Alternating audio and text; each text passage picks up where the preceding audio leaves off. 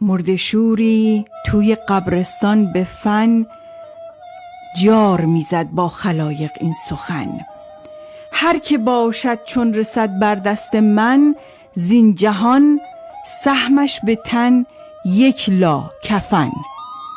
آنکه با زور و زر و خشم و تباه، روز یک ملت شده از او سیاه. می درد حتی ز طفلان پیرهن، زین جهان دارد به تن یک لا کفن. صاحب منصب خداوند مقام، آنچه مطلوب است او گوید حرام.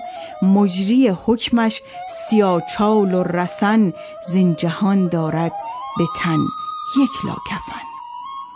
پادشاهی تاج و تختی ساخته، بر همه غیر از وطن پرداخته.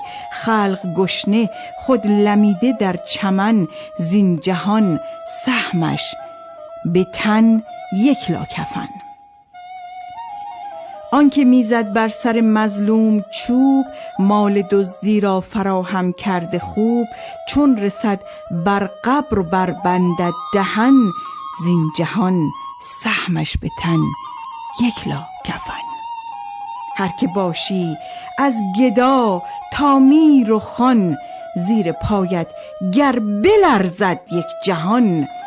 100,000 امثال تو بشنو ز من، زین جهان سهمت به تن یک لا کفن. خلاص.